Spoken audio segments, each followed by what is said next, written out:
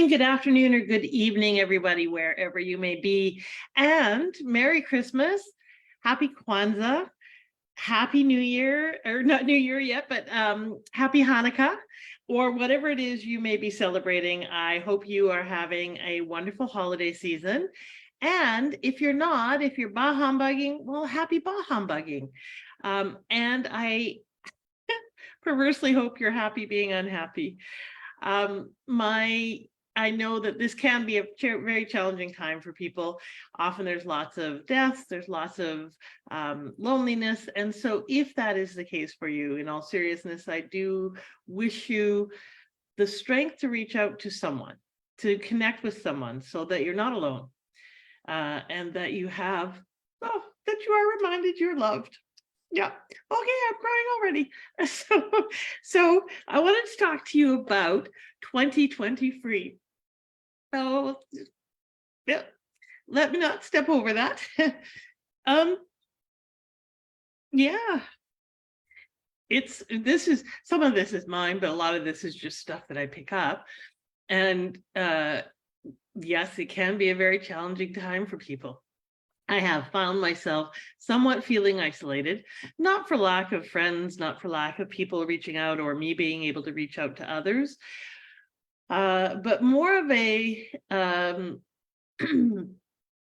not enough true depth and connection. So part of what I really encourage for you and for me is to create more of that depth of connection. And frankly, a lack of touch, lack of warmth in terms of hugs. And there is a toll that plays on us. So one of the things that I am attending to is wherever I am, I'm looking to see if they have cuddle groups again, going out and socializing with people, going to networking events, even the simple act of shaking people's hands. And yes, I know for some of you that's still fraught, but that can be very liberating. So speaking of liberation, let me talk about today's theme, which is freedom and 2020 free. Each year I create a theme or a what I kind of consider to be in the zeitgeist around the theme for the year. So 2021 was reminding all of us that we are connected, that even in our social separation and very much the culture of us versus them that was prevalent during 2021, that we are one, that we are connected, that we are part of a cohesive whole, whether we like it or not, whether we want to acknowledge it or not, and that by really being conscious and aware of that, we can tap into it and choose. How do we want to connect with people? Choose who do we want to be in that collective. 2022 was, I called 2020 Together, was about coming back to connection, collaboration, co-creation, community, and getting a sense of how do we do that now, newly, freshly, not going back to what always was because that was our comfort zone, but what do we want to do and how do we want to be together consciously? And 2020 free, there seems to be not only a desire for freedom from constraints, we're tired of lockdowns and challenges and business shutdowns and so forth and so on, but more than that and beyond that is a desire to create more freedom in the world, freedom for ourselves, freedom for one another, and freedom to be, do, and have, and especially, I think, the be. So let's talk a little bit about freedom, what that means for you, how do we consciously create that, and I'm hoping that this will give you some food for thought as you're heading into the new year and as you're creating your intentions for this upcoming year. One of the things we did at our Business Acceleration Booster, which we're rebranding to the Purposeful Planning next year, is to really set an intention for the year. What is your theme? What is your theme for this year? And what is your intention in terms of what you want to focus on? And perhaps what's a theme song or a mantra or an affirmation or all of the above that go with that to help you keep that front and center. It was really well received. People got a ton of value. They hadn't thought of it in that way before, some of them. And so really was a way to simplify where we're throwing our anchor into the future. So I encourage you to do that, but I also want to give you some food for thought around what is freedom. So how do you define freedom? For most people, freedom is defined as either a freedom to be, do, or have something, or freedom from some kind of constraint, limitation, or lack. How do you define freedom? What is freedom for you? What does that mean? Like literally, what is the definition of it? When I thought about this for myself, freedom for me often means independence and the ability to be interdependent. So freedom means that I am not blocked by my stories and beliefs and limitations and fear from being in relationship, from being connected to others deeply, from being available, from having an open heart. That's the interconnected piece. And then the independent piece means that I don't want to be a burden on people, that I want to be able to choose to be where I want to be, do what I want to do, have what I want to have. Now, many people will think of that as simply financial freedom. I'm going to really encourage you to dig deeper. If your definition of freedom is financial freedom, sure, so that, or because, or for, dig deeper. Often as entrepreneurs, part of the reason we become entrepreneurs is so that we can create freedom and time flexibility, or sorry, time and money flexibility. Well, why? What are you going to do with that time? What's it meaningful for? What are you going to do with those finances? So when I dug down on that, for me, what does independence mean? Well, it means in short, an ability to take care of myself. I grew up taking care of a mother my whole life, since I was very little, but especially in her later years. And had I not been there to advocate for her, to negotiate for her, to help her through the medical and legal systems and the challenges of aging, she literally would have lost both her legs. They would have been amputated because the medical teams, five medical teams, were not talking to one another. No one was advocating for her. No one was looking at alternatives. And so she would have lost both her legs and ended her life as in a wheelchair, etc. Unnecessarily. It was curable. She would have been, as she got more and more dementia, she would have been treated poorly and badly because, frankly, she was a very difficult woman, quite often a major pain in the ass. And in nursing homes, people are not paid well. They're not encouraged to be kind necessarily. There are lots of good and kind people in nursing homes, and there are people who are not. And so there were times that she was abused, and had she not had someone, again, advocating for her and finding solutions, she would have ended her life being abused, as she was most of her life. So I say this because, of course, I don't want to be my mother. I don't want to be in that situation. I don't have someone in my life, a child, to take care of me and do that for me. So what does that mean? How do we do that for ourselves? Well, you got to have money by and large, and people who love you, who will step into that role. So for me, yes, financial freedom is important, but underneath, what does that mean? So it allows me to hire people to take care of me. So what do I really want? I want to be taken care of now and in the future. And underneath that, what is that desire? What is that need that wants to be met? Well, truly, it's to be safe and to be loved, to be cared for and taken care of as a result. The money can't buy that. It can help with some of the components of it, but truly investing in loving relationships and being a loving person is what creates that outcome.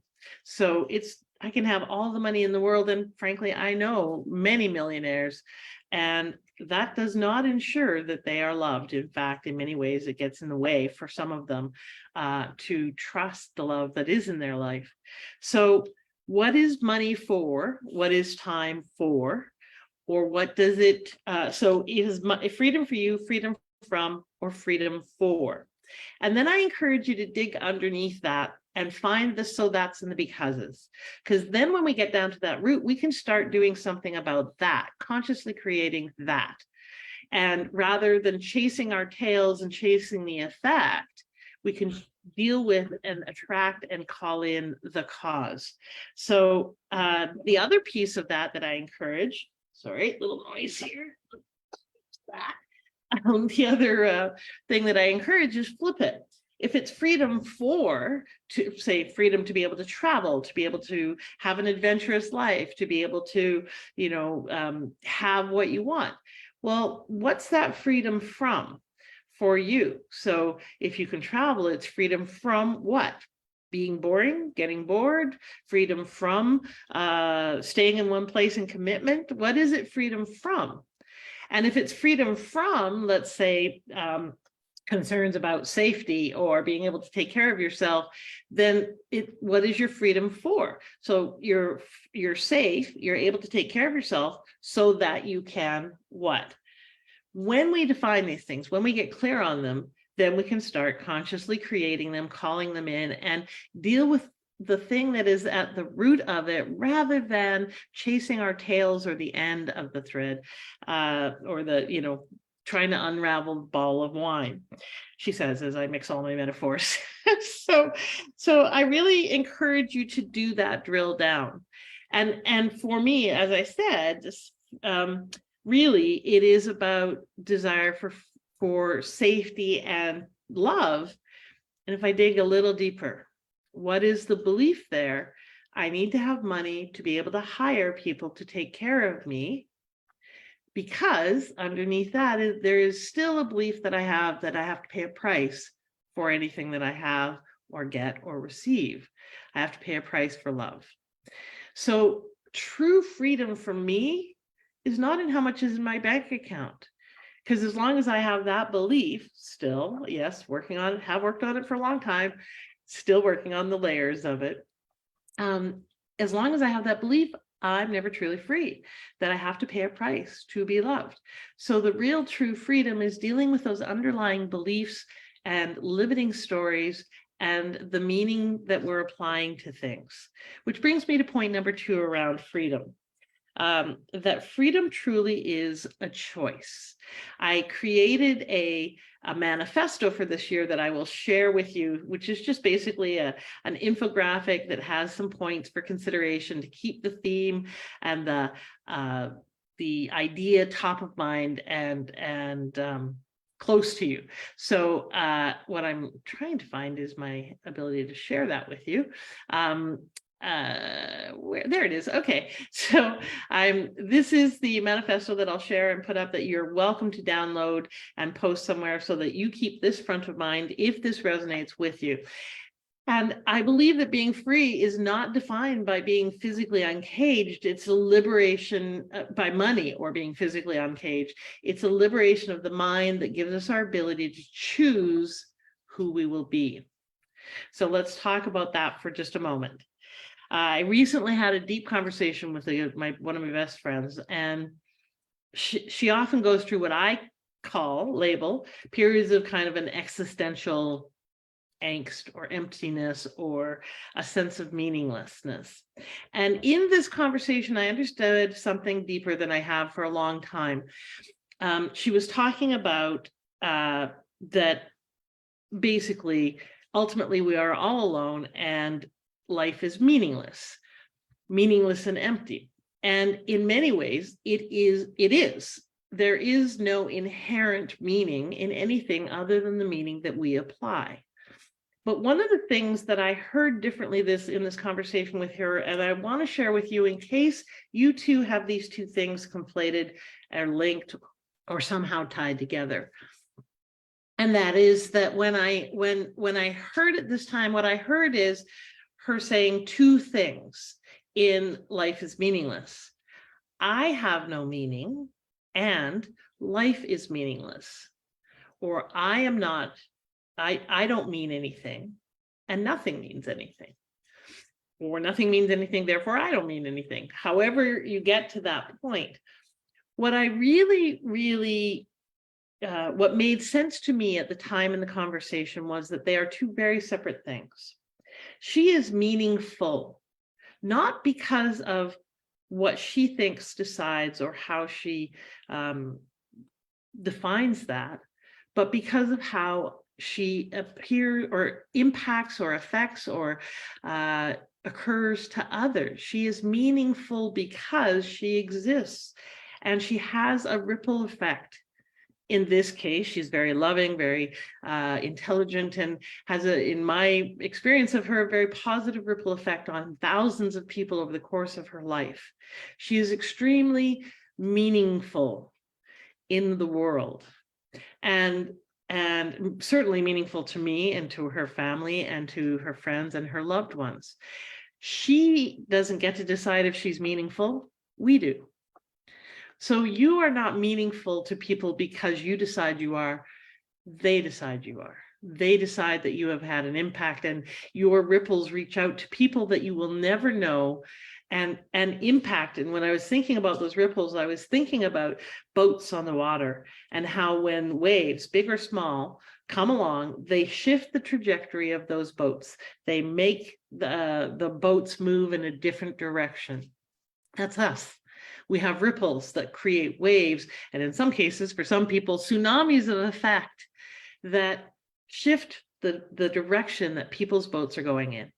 And so we have and are meaningful, regardless of how we may interact with and see life. So I want you to hear, this is where it really comes to a part that's so deep and touches my heart so much. What I understood, hold on, let me get it down to where not just dogs can hear that. Okay, what I understood, so many of you will know, coming, that my stand in the world is that you matter, and I want you to live like you do.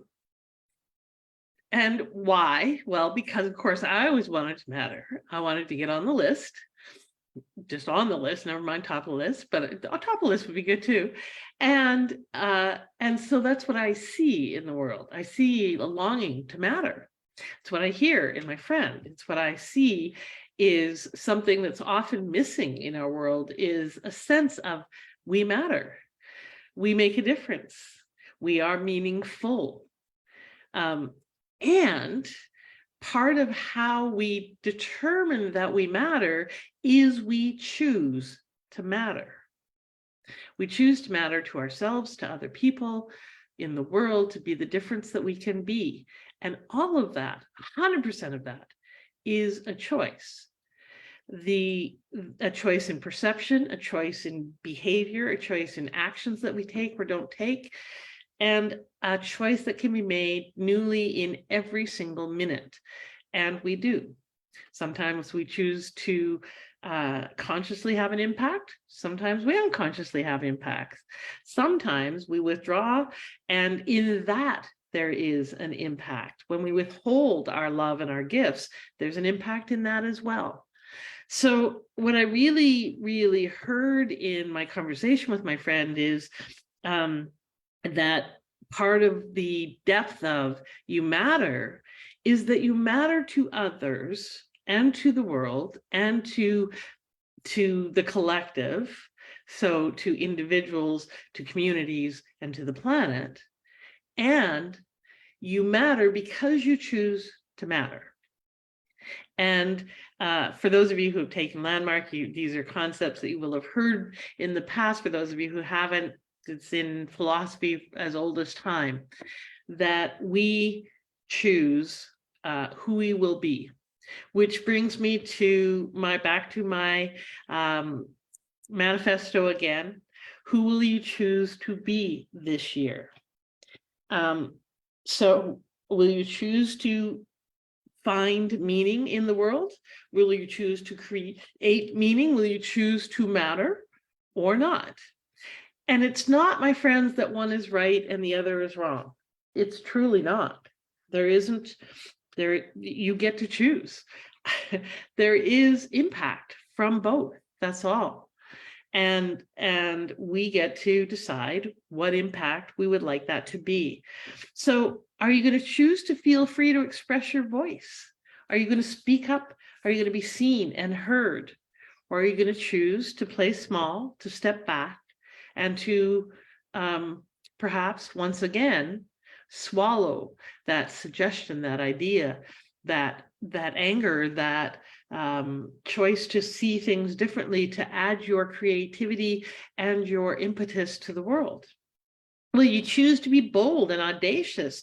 Because there truly is freedom and audacity in being willing to risk and being willing to step up and step out, to be unreasonable. Are you willing to be free to be unreasonable and unstoppable in your unreasonableness? It is, and as I say here, freedom is not something that people give us. It is something that we claim. If you ever doubted that, I encourage you to read Viktor Frankl's Man's Search for Meaning. It's a wonderful and deep book about people in Auschwitz and the distinction between those who survived and those who did not. And by and large, it was those who gave away their freedom, the freedom of their mind, the freedom of their choice, which was the only freedom left to them, and those who did not. And are you really willing to be free to claim your crown, to be the queen or king that you truly are? And, I know that that word can be kind of cliche or hackneyed, and what the hell does it mean to be a queen? But I'm guessing we have all had moments in life where we have had that experience of a kind of regality in our humanity. That's a great line. And that we have felt that sense of benevolent power, of sovereignty, of ownership over ourself, our choices, our body. Even if those moments are fleeting, you've had them. And we can have more of that when we consciously step into it. So what is your flavor of free? So a couple more things to consider in terms of practically creating that. So when I was talking again to my friend about meaningfulness and life has meaning, and I said to her, I get that that life is not joyful for you. And I said, and I'm sorry, it's hard for me to relate to that because I love being here. I love this planet. I love being alive. And her question to me, and that is in spite of a lifetime of shit and challenges and drama and trauma and so forth. And she said to me, well, why? So I paused and I thought about it because I love friends who ask me, difficult questions like that. And I said, well, because, and I listed off a bunch of things, and some of those things included the ability to learn. I am never bored. There is always more that I can learn and discover and read and grow. And we are infinite in our capacity to expand and to grow. There is no end to that. And so that's fascinating to me, that there is so much more that there is possible for me to learn. The second thing is there is infinite amounts of love. And yes, there is pain and challenge and I hesitate to say the word evil because, and there may be, there is a few small cases of true and unadulterated evil, but by and large, there are just people who are acting out of their pain and their fear and who are making choices that are not good, that are hard and challenging and painful and that we wish they didn't. But by and large, I think life is filled with love and the potential for love. That when there is fear, it just means that there is the potential for love there. This is not a Pollyanna way of being, I don't think. I think it's very practical. There really are only two states, love and fear. And fear can be shifted. Fear can be changed and transformed, as can love. Love can shift into fear in a moment. So we have the ability as human beings to shift that, to change that. So love, and there is endless possibilities to give, to contribute, to make a difference, to matter, to choose to matter to that one and that one and that one, which is why I get so juiced when I have clients who say, oh, I released some tremendous fears, or I had a great breakthrough, or I really love and appreciate myself more, I have more confidence. All of those things are making a difference to that one and that one and that one. And yes, they did the work, and I supported them in that process. So we have the opportunity to give. So those are some of the things that I love about being here. And if you listen, if you heard in that, none of those things are about financials or things. All of them are things that I can have right now. And all of them are things that I can turn the volume up on if I choose to. So one of the things that I realized when I had that conversation with her is I love learning, and I haven't put myself in a structured learning environment for a while that demands me to think differently and to learn to be disciplined about my learning. I'm constantly learning, but sometimes it's by accident. So one of the things that I will attend to this year is consciously learning new things, signing up for some art classes, taking some other trainings, doing things not out of a sense of I'm not enough and therefore I have to go and get more credentials and so forth, because there's way too many people who do that. But because I love learning and growing and having more abilities and tools and skills. And so signing up from that place for structured learning is a way that I can support what it is that is meaningful for me here in this life. Working on creating a primary relationship is a way for me to step more into a new way of loving someone differently than how I love other people. So that's something that I'm actively engaging in this year.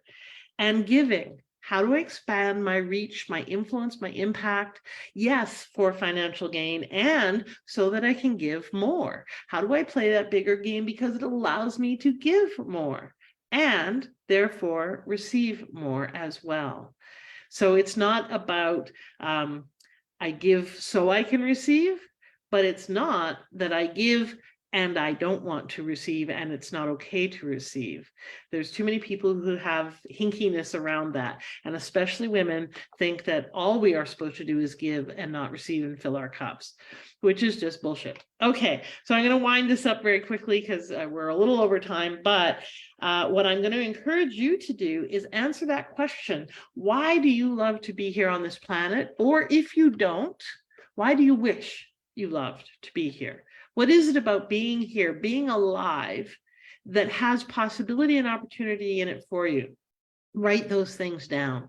What lights you up, what excites you, what makes you happy. And if you're not sure, imagine some things.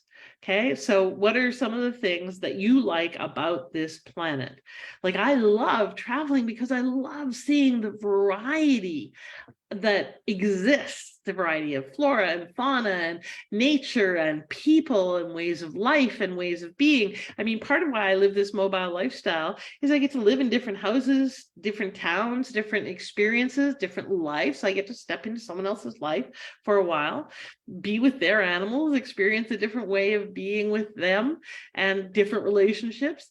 It gives me variety, and it gives me an opportunity to try on different ways of being and seeing, what do I like? What don't I like? What works for me? What don't I like? Or what doesn't work for me? So what do you love? And then how do we create more of that practically and tactically in 2020 free?